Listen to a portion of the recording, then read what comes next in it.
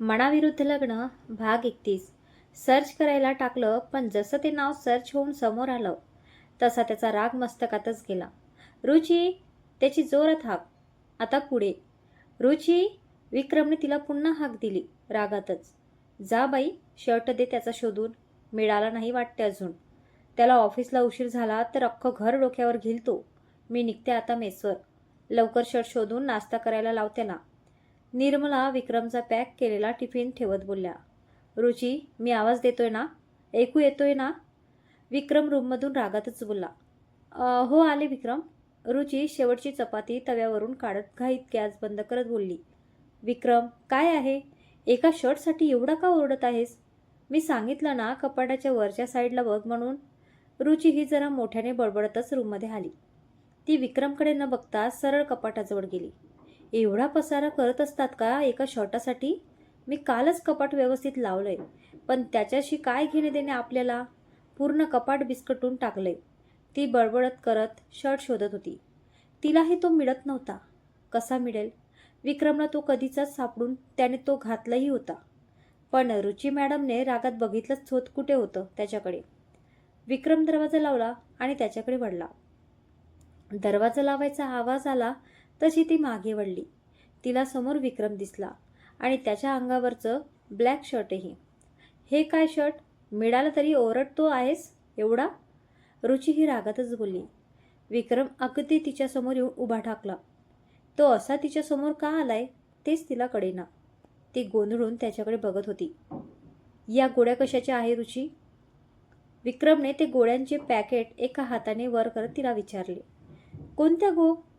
ती बोलत त्या पॅकेटकडे पाहत होती आणि त्यावर नजर जाताच तिच्या तोंडातली शब्द तोंडातच राहिली. कारण त्याला ते पॅकेट दाखवायचंच नव्हतं, म्हणून तिने ते कपाटात त्याला दिसू नये असं ठेवलं होतं. पण आता ते त्याला दिसले म्हटल्यावर तिला काय उत्तर द्यावे तेच कळेना. ती मनातल्या मनात काय उत्तर द्यावे याचा मेळ लावत होती. मी काहीतरी विचारतोय रुची. या कशाच्या गोळ्या आहेत? ती फक्त त्या पॅकेटकडे एकटक पाहत असल्याचे पाहून त्याने जरबी आवाजात म्हटले. हो, डोकेदुखीच्या आहेत विक्रम. आणखी कशाच्या असणार आहेत त्या? मी दुसऱ्या कोणत्या घेत नाही, माहीत आहे ना तुला? ती कशी तरी उत्तराची सांगड घालत बोलली. रुची, मला खोटा बोललेला आवडत नाही, माहीत आहे ना तुला? तिच्या खोट्या उत्तरावर त्याचा चढलेला धारदार आवाज. ती भीतीने गप्पच बसली. यावेळेस त्याच्याशी वाद घालत विषय मिटवण्याचा प्रयत्न करणे म्हणजे वाघाच्या जबड्यात हात घालण्यासारखे होते. तो रागात कोणाचंच ऐकत नाही एवढं तर आता तिला ही कळलेच होते. ती काहीच बोलली नाही. रुची, त्याचा अत्युच्च आवाजातील चढता स्वर. का? काही दिवस मेंट्युअल डेट थांबवण्याच्या गोळ्या आहेत. रुची डोळे घट्ट मिटून पटकन बोलली आणि त्यासोबत रूममध्ये टाचणी पडली तरी आवाज येईल एवढी शांतता पसरली होती. बराच वेळ रूममध्ये शांतता होती. तो काहीच बोलत नाहीये हे पाहून रुचीने एक डोळा उघडून त्याच्याकडे पाहिले. तो रागात तिच्याकडेच बघत होता. त्याचे ते रागीट डोळे, ज्यात खूप कमी वेळा राग दिसायचा, पण जेव्हा जेव्हा दिसायचा ती बोलतीच बंद व्हायची का? कशासाठी? कळू शकेल मला? कशासाठी कळू शकेल का मला? की तेही सांगायचं नाहीये? जसं गोळ्या घेताना सांगितलं नाही तसं. त्याचा रागीट स्वर अधिकच रागीट झाला आणि रुची उत्तर द्यावं की नाही गर्देत अडकली. मी काहीतरी विचारलं रुची, ऐकू येते ना तुला? का घेतल्यास त्या गोळ्या? त्याचा आवाज चढला. तेव्हा घरी पूजा होती विक्रम. आईने खूप उत्सुकतेने मला पूजेत बसवण्यासाठी विचारले होते. मी त्यांची उत्सुकता पाहू नाही म्हणून शकले नाही. रुचीने जे आहे ते खरं बोलून टाकलं. या गोळ्यांच्या पूजेशी काय संबंध? विक्रमच्या कपाळावर आठ्या पसरल्या. रुची तर म्हणाली, संबंध कसा नाही? तुला माहीत नाही का आईला देवाधर्मात असलं काही पटत नाही ते? माझे मेंट्युअल चालू असतात तेव्हा देवाचा नैवेद्य राहतो, म्हणून आई मला किचनमध्येही येऊ देत नाही. पूजेत बसायचं तर लांबचीच गोष्ट आहे. तू शिकलेली आहेस ना रुची, वर प्रोफेसर आहेस, तरीही अशा गोष्टींवर विश्वास ठेवतेस? आई पूजेत बोलण्यासाठी बोलली आणि तू तिला सरळ काय ते सांगण्याऐवजी हो बोलून टाकलं. आणि त्यावर पर्याय काय तर या गोळ्या असल्या मेडिसिन्स घेणे आरोग्यासाठी शरीरासाठी किती हानिकारक असतात एवढेही नाही कळत का तुला? याचा शरीरावर, आरोग्यावर काय आणि किती परिणाम होतो एवढं तरी तुला माहीत असायला हवे ना, की खरंच कॉपी करून प्रोफेसर झालीये ना कळायला. विक्रमचा राग पारा हाय होत होता, जो तिचं उत्तर ऐकून अधिकच हाय झाला. मग तुला म्हणायचं काय आहे? शिकलेली आहे म्हणून मेंट्युअल सुरू असूनही पूजेत बसायचं होतं का मी? हां, आईचा विश्वास तोडून? रुची ही जरा चिडलीच होती. विश्वास तोडायचा कुठे प्रश्न येतो? आई मानते, तू नाही म्हणत, गोष्ट संपली. आणि एवढंच होतं तर नाही बसायचं होतं ना पूजेत, किंवा मला सांगायचं होतं, मी बोललो असतो ना आईशी. पण नाही, तुला स्वतःच्या मनाने कारभार करायचं असतात ना. जे वाटलं ते केलंस, गोळ्या खाऊन पूजेत बसलीस. एवढी महत्त्वाची होती का पूजा? हां, त्या गोळ्यांच्या शरीरावर काय इफेक्ट होईल याचा काहीही विचार न करता गोळ्या घेऊन टाकल्यास. विक्रम रागातच बोलत होता. आई मानते म्हणून घेतल्या मी, आणि या वेळेला घेतल्या फक्त. नेहमी थोडी ना घेते तू मला एवढे बोलायला. एवढ्याने काही नाही होत. रुचीही चिडली होती. विक्रम म्हणाला, एवढ्याने काही नाही होत? माहीत आहे तुला काही नाही होत ते. नैसर्गिक येणारी मेंट्युअल तू गोळ्या घेऊन थांबवत आहेस. तुला वाटते अशाने काहीच होत नाही. नाही होत काही, आणि झालं तरी मी माझं बघून घेईल. तुला काय करायचं रे? रुचीलाही आता त्याचा राग आला होता. त्याच्या एवढ्याशा गोष्टींचा इश्यू करणे तिला आवडले नव्हते. अर्थात तिच्या मते हा एवढासा इश्यू होता. त्याच्या दृष्टीने तर तो खूप मोठा होता. रुची, विक्रम ओरडला. थोडा वेळ रूममध्ये शांतताच होती. कोणीच बोललं नाही. त्याने दीर्घ श्वास घेत कसं तरी स्वतःच्या रागाला कंट्रोल केले आणि तिला बेडवर बसवण्यासाठी तिचा हात पकडला. तसा तिने त्याचा हात झिटकारून टाकला. त्याने पुन्हा तिचा हात पकडला, पण यावेळेस त्याने तिचा हात एवढा घट्ट पकडला की तिने प्रयत्न करूनही तिला तो झिटकारता आला नाही. त्याने तिचा हात पकडत तिला बेडवर बसवले आणि स्वतःही तिच्या पुढ्यात खाली गुडघ्यावर बसून तिचे दोन्ही हात हातात घेऊन तिच्याकडे पाहू लागला. रुची रागात तोंड फिरवून बसली होती. रुची, इकडे माझ्याकडे बघ. विक्रम शांततेत बोलला. मला नाही बघायचं. रुची तोंड फिरूनच बोलली. त्याने उसासा टाकत तिच्या हातातील हात घट्ट केले. तो शांततेत तिच्याशी बोलू लागला. रुची, मेन्स्ट्रुएशन प्रत्येक स्त्रीमध्ये चालणार हे नैसर्गिक चक्र आहे. Natural process of women body. नवीन जीव जन्माला घालता येण्याचं कारण. याचा आणि पूजेत बसण्याचा किंवा याच्याशी स्त्रीच्या पवित्रतेचा काय संबंध? या नॅचरल प्रोसेसमध्ये जर स्त्री अपवित्र असेल तर पृथ्वी तलावर जन्मलेला प्रत्येक मानव अपवित्र आहे, कारण त्याच्या जन्माला येण्याचं कारणच मुळी हे नैसर्गिक चक्र आहे. आणि आईचं मी एक समजू शकते, पण तू तरी शिकलेली आहे ना रुची. तू आईला या गोष्टी समजावून सांगायला हव्यात, पण तूच या गोळ्या घेऊन अशा गोष्टींना प्रोत्साहन देत आहेस. विक्रम तिला समजावत होता. रुचीलाही तो बोलत होता. ते पटत होतं, पण असं कसं? पारंपरिक चालत असलेल्या प्रथा, परंपराच्या विरोधात जायचं. कितीही म्हटलं तरी या गोष्टी भारतीय धार्मिक श्रद्धेचा भाग होताच. याच्या विरोधात जाणे म्हणजे धार्मिक संस्कृतीच्या विरोधात जाणे असंच होतं. या समाजात तर शिकलेल्या स्त्रिया सुद्धा या तत्वांचं पालन करतात. मग आईंना तरी कशी समजवणार होती ती? रुची तर म्हणाली, पण आईंना नसतं पटलं हे विक्रम. विक्रम म्हणाला, का नसतं पटलं? जर तू योग्य रीतीने पटवून दिलं असतं तर नक्कीच पटलं असतं. आणि जरी नसतंही पटलं तरी पूजा तुझ्या आरोग्यापेक्षा जास्त महत्त्वाची नक्कीच नव्हती. तू आईला जे आहे ते सांगू शकली असतीस ना. शेवटी आईचा निर्णय होता पूजा करण्याचा, आणि नसतीही झाली पूजा तरी चाललं असतं. संसार असा पूजा करण्याने सुरळीत चालला असता तरी जगात कधी डिवोर्स झालेच नसते. रुचिता म्हणाली, पण आईंनी खूप उत्सुकतेने मला पूजेसाठी विचारले होते. त्यांना मी नाही म्हटले असते किंवा त्यांना खरं कारण सांगितलं असतं तर त्यांचा हिरमोड झाला असता. किती खुश झाल्या होत्या त्या मी पूजेला हो म्हटले म्हणून. विक्रम म्हणाला, प्रत्येक गोष्ट आपल्या हातात नसते रुची. याचा अर्थ आपण समोरच्यांना आनंदासाठी खोटं बोलावं किंवा खरं लपवावं असा नाही होत. तू जे खरं होतं ते सांगून द्यायला हवं होतंस. आईला समजावून सांगायला हवं होतंस. तिला पटलं तर ठीक, नाही तर पूजा नसतीही ठेवली तरी काय फरक पडला असता. सॉरी, मला नाही सांगता आलं. रुची ही शांततेत बोलली. त्याचं म्हणणंही बरोबर होतं. विक्रम म्हणाला, बरं आता जाऊ दे, पण पुढे असं काही गोळ्या वगैरे घ्यायच्या नाहीत. रुचीने होकारात मान हलवली. विक्रम म्हणाला, किती दिवस घेतल्या होत्यास? 4 दिवस. रुची त्याने सुस्कारा सोडला. त्याच्या मते 4 दिवस जरा जास्तच होते. विक्रम म्हणाला, मेन्स्ट्रुएशन आलेत. तिने नकारात मान हलवली. विक्रम म्हणाला, कधी येत असतात? रुचिता म्हणाली, गोळ्या घेणे बंद केल्याच्या 3-4 दिवसांनी येतात. मग पूजा होऊन तर 3-4 दिवस झालेत. त्याच्या कपाडावर आठ्या पडल्या. रुचिता म्हणाली, ते कधी कधी लेटही होतात. विक्रम म्हणाला, बरं आले की मला सांग. काही त्रास वगैरे झाला तर आपण डॉक्टरांकडे जाऊ. ठीक आहे? रुची होकारात मान हलवत उद्गारली. आता अशीच तोंड पाडून बसणार आहेस का? विक्रम गालात हसत बोलला. रुचिता म्हणाली, मी कुठे तोंड पाडून बसलीये? नाही, मला तर तुझा चेहरा पडलेला दिसतोय. आता मलाच काहीतरी करावं लागेल तुझा हा चेहरा ठीक करण्यासाठी. शेवटी माझ्यामुळेच पडला ना. विक्रम मिश्किल हसत बोलला. रुचिता म्हणाली, तू काय करणार आहेस? असं काही ज्याने तुझे हे सुंदर ओठ आणि लाल गुलाबी गुलाबी होईल.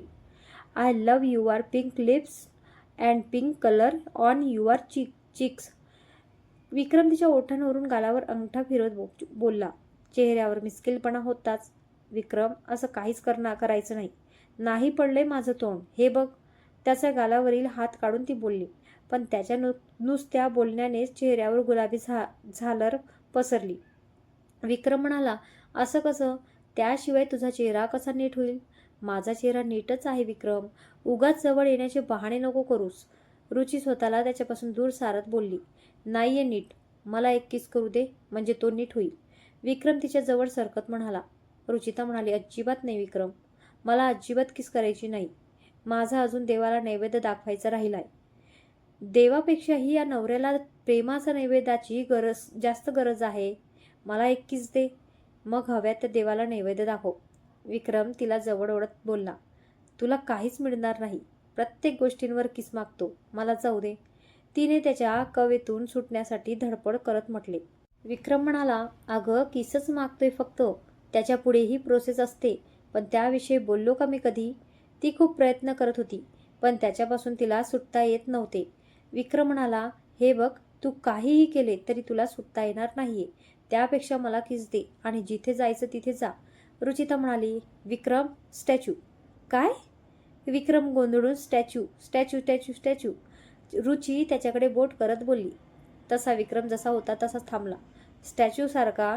रुचिताच्या चेहऱ्यावर भल्ली मोठी विजयी स्माईल आली आणि तिने अलगदपणे त्याच्यापासून स्वतःची सुटका करून घेतली. विक्रम फक्त ती काय करते ते पाहत होता. त्याशिवाय करूनही काय शकत होता म्हणा. ती बाहेर जाण्यासाठी दरवाजाकडे वळली, पण दरवाजाजवळ थोडे अंतर जातच परत त्याच्याजवळ येऊन उभी राहिली. तिने खाली वाकून तिचे ओठ त्याच्या कानाजवळ नेले. I love you my caring husband.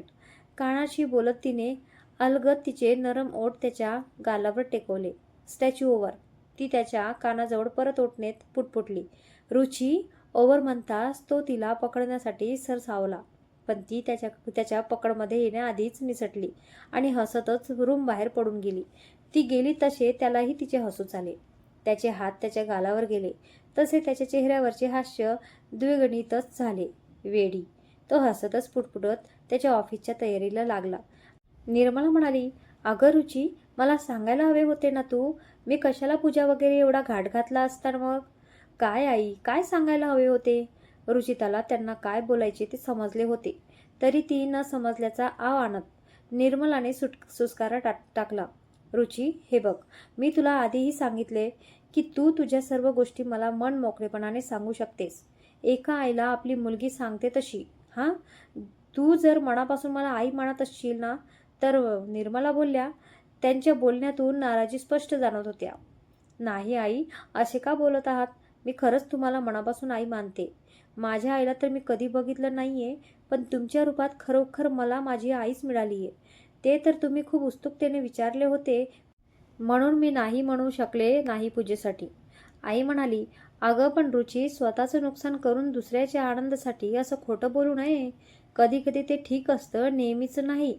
रुची म्हणाली, कळलं मला आई. यानंतर मी असं कधीच करणार नाही. काहीही असलं तरी आधी तुम्हाला सांगेल. आई म्हणाली, बरं, यावेळेस माफ करते तुला. पुढच्या वेळेस असं काही केलं तर माफ करणार नाही, कळलं? हो कळलं आई. नाही करणार अशी कधी मी. रुची हसत बोलली.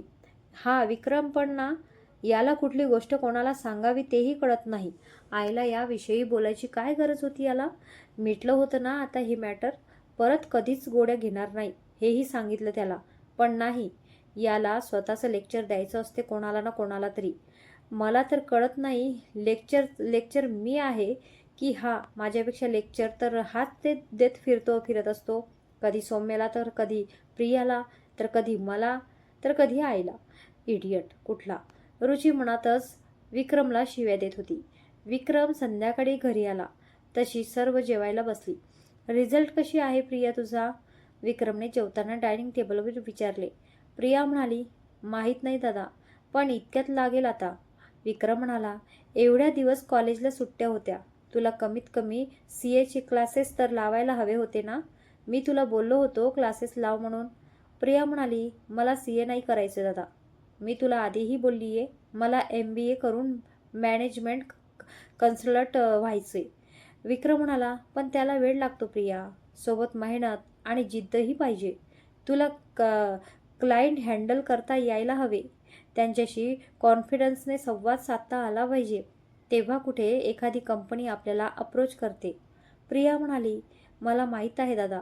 तुला वाटते का मला कॉन्फिडन्सने क्लायंटशी संवाद साधता येणार नाही? विक्रम म्हणाला, मला काय वाटते ते महत्त्वाचे नाही प्रिया, तुला काय वाटते ते महत्त्वाचे आहे. मी तुला फक्त सांगत आहे, या फील्डमध्ये मेहनत हवी आहे. तुझी सर्वत करायची तयारी असली तरच या फील्ड बाबतीत विचार कर. प्रिया म्हणाली, मेहनत तर सर्व फील्डमध्ये हवी ना दादा, मग या फील्डमध्ये करायला काय हरकत आहे? विक्रम म्हणाला, तू ठरवलेच आहे तर मी तुला बोलणार नाही, पण एवढेच सांगतो, एकदा निर्णय घेतला तर मागे हटायचे नाही. प्रिया म्हणाली, नाही हटणार मी दादा. बरं बघू. असंच गप्पा गोष्टीत जेवण वगैरे पार पडलं. जेवायच्या वेळेस आणि घरी आल्यापासून रुची एकदाही विक्रमसोबत बोलली नव्हती. विक्रमला कळे ना आता हिला काय झालंय. जेवण झाल्यावर आज तो तिची भांडी होईपर्यंत TV बघत बसला. ती खूप वेळ होऊन गेला तरी किचनमधून बाहेर निघालीच नाही, म्हणून तोच तिला पाहायला किचनमध्ये गेला. अरे विक्रम, काही पाहिजे होतं का तुला? तो असा अचानक किचनमध्ये दिसल्यावर निर्मलाने विचारले. हो, ते पाणी हवं होतं. विक्रम काही न सुचवून बोलला. यात त्याचं अर्ध लक्ष रुचीकडेही होतं, जी त्याला दुर्लक्ष करत बाकी कामात लक्ष देत होती. तिने एकदाही त्याच्याकडे पाहिले नाही की त्याला विचारलं नाही. आई म्हणाली, पाणी तर डायनिंग टेबलवरच ठेवलंय विक्रम, दिसलं नाही का तुला? हो हो हो का, बरं, मला दिसलं नाही तिथे. बरं जाऊ दे, ते आता इथवर आलोय तर इथूनच पाणी पिऊन जातो. तो आत येत बोलला. बरं पी, निर्मला गालात हसत बोलल्या. त्याने आत येऊन फ्रीजमधील बॉटल काढली आणि पाणी पिऊ लागला. त्याची नजर मात्र अजूनही रुचीकडेच होती आणि तिची तिच्या कामाकडे. हिला काय झालंय आता? मगाशी कॉल केला तेव्हा तर नीट होती, तो विचार करत होता. त्याने निर्मलाचं लक्ष नाहीये पाहून पाण्याचे काही थेंब तिच्या अंगावर उडवले. तसा तिने त्याच्याकडे रागीट कटाक्ष टाकला. त्याने भुव्या वर करून इशाऱ्यानेच तिला विचारले, पण ती त्याच्याकडे दुर्लक्ष करत पुन्हा आपल्या कामावर लक्ष देऊ लागली. या बायका म्हणजे खरंच इम्पॉसिबल आहे. तो परत बॉटल फ्रीजमध्ये ठेवत मनातच बोलला आणि बॉटल ठेवून तसाच किचनमधून निघून गेला. रुची, जा, तुलाही झोप येत असेल ना. तो गेल्यावर निर्मला रुचीला बोलली.